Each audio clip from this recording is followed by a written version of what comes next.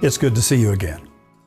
Today's session is going to be called Identity Marketing and Inclusive Communication by Design. We've mentioned inclusive communication by design in previous sessions, and we've certainly mentioned identity as a powerful motivator in marketing. But we want to take it a little deeper this time. We wanted to make you understand the real nuances and subtleties. And when you look at your suggested and required reading, you'll find that, this is a rabbit hole that goes very, very deep. And you will never live long enough to completely grasp all the possibilities and all the variations of people and their motives. So, at the risk of being redundant, we're looking at it one more time. I try to prepare you for what you're about to learn in terms of difficulty or simplicity, and I regret to say that today's message, today's lesson is going to be more abstract and more difficult than most, perhaps. And the assignment also is going to be a little more abstract and a little bit more difficult than most. Before we even get started, I want to assure you that you'll find in your suggested reading examples of what I'm talking about. My biggest fear is that you will reduce the technique down to the example, thinking of it as a template. Please don't do that, because the examples I'm giving you are just a couple of the infinite number of ways through which you can express this technique. And so it really isn't a hard and fast rule as much as it is a concept, a principle, an idea, something for you to strive toward. Now, with that as a somewhat confusing and abstract opening, we will begin. With every purchase we make, we shout to the world who we are. Most of our choices are made, as I've told you before, to remind ourselves and tell the world around us who we are. We are attracted to products and services and brands and celebrities and organizations and friends because we see a reflection of ourselves in them. Each of these is just a different form of identity reinforcement. Products and services and brands and celebrities and organizations and friends serve to remind us of who we are. Bad marketing is about you, your company, your product, your service. I, me, my, we, our. Good marketing is about the customer and how your product or service can elevate their happiness. You, your. I've built a career on this belief.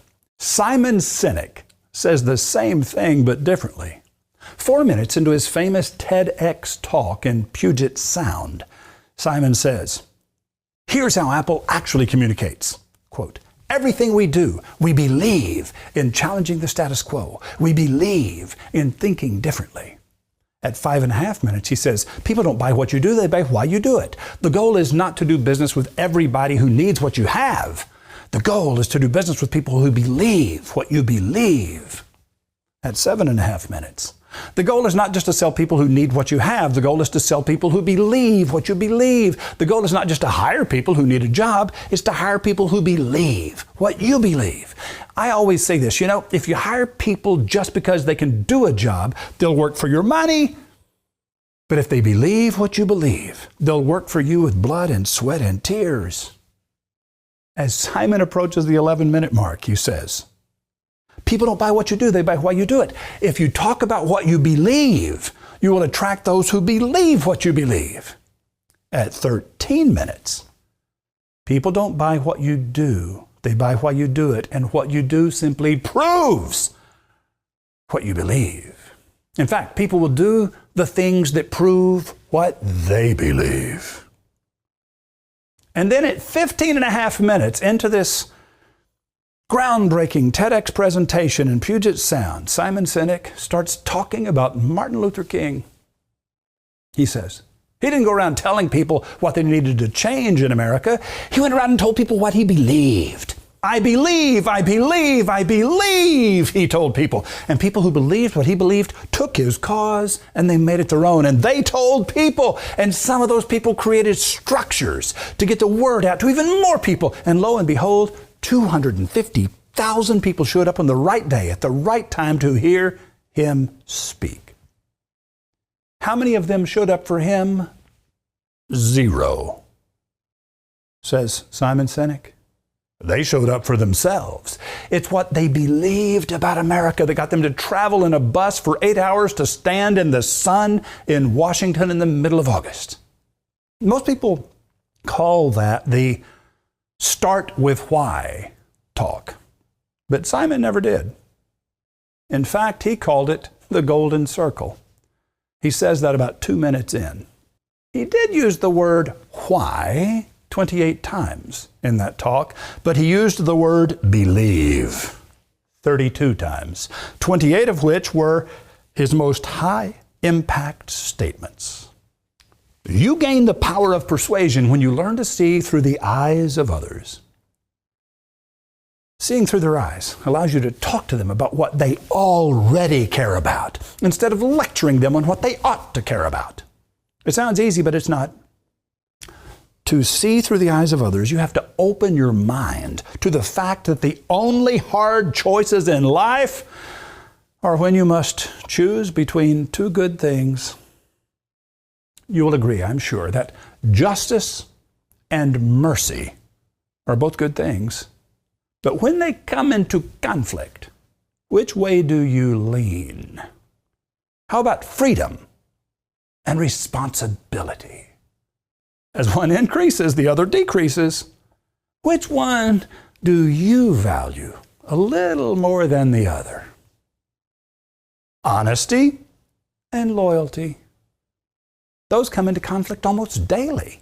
You believe what you believe, and you agree with people who believe what you believe. When you write unthinkingly, you speak and write from within the constraints of your own belief system. But persuasive ad copy is about the customer. Can you open your heart and mind wide enough to speak to values and beliefs that are not your own? There will always be people who like to buy in exactly the same way you like to sell. And these people will always be the low-hanging fruit on which you build the foundation of your business. But there will come a day in which you have plucked all the low-hanging fruit and you will need to learn to stand on your tiptoes so that you can sell people who like to buy in a way other than how you like to sell. Persuasive ad writers use a technique called inclusive communication by design. There are 2 ways to do it. Number 1, include something for everyone. Find out how to include language in your ad that will appeal to each of the different perspectives a person might bring to the purchasing process. The most sophisticated way to accomplish this is to use the personas technique developed by Jeffrey Eisenberg. To do this, you will need to talk to the frontline salespeople of the organization in question, the people who actually talk to real customers all day, every day. You'll probably identify 3 or 4 personas, personalities, belief systems, perspectives of core customers. 1 or 2 of these will probably be a stretch for you to understand. But you must learn to speak to each of these different belief systems if you want your business to reach the next level and the next.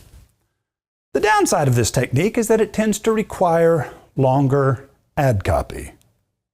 Or you can, number 2, speak only to those values and perspectives that most people agree upon.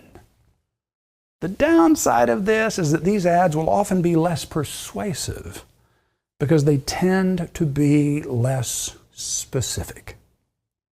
Like I was saying, the only hard choices in life are the choices between 2 good things. And now for your assignment. There were 3 things I mentioned that were actually paired opposites. There was justice and mercy freedom and responsibility, honesty and loyalty. Those are paired opposites. As one increases, the other decreases. And those are just three of a variety of things that people will value one more strongly than the other.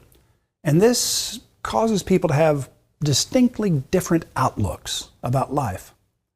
So what I want you to do, in your first example of inclusive communication by design, I want you to speak to, how does this product or service speak to justice and accuracy and rightness? And how does it speak to mercy and forgiveness and leniency? It can be done. And you will see in your suggested reading that I will show you how it can be done. But my anxiety is this. I don't want you to use the template as though it is the rule. It isn't. It's simply one example of an infinite number of ways that you can express this idea of inclusive communication by design. And what we're really talking about at the core of all of this is identity marketing. Talking to a person where they're at and to who they are and how they see themselves. So you're going to speak to justice and mercy. You're also going to speak to honesty and loyalty. How is this product or service straightforward and honest and true? And in what way does this product or service represent loyalty or fidelity to who you are and what you believe or what is expected of you? And the third pair of opposites is going to be freedom and responsibility. I want you to speak to all six of these. In what way does this product or service give you freedom? And in what way does this product or service show that you're being responsible?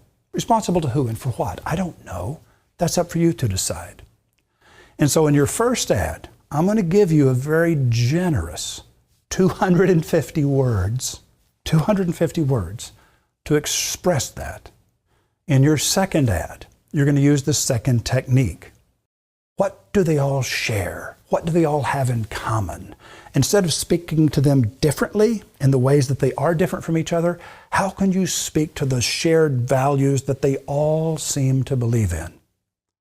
Now, you only have one half as many words to do this. You only have 125 words for the second ad you're going to write. And admittedly, you're going to see, one of my goals is for you to see, the second ad is somehow less powerful because it is less specific. But still, that doesn't make it bad. That doesn't make it illegitimate. Speaking to what people have in common is a legitimate way to be inclusive by design. But speaking to the specific differences in your core customer groups is another way. It just requires more words. And more than ever, we really look forward to seeing what you write.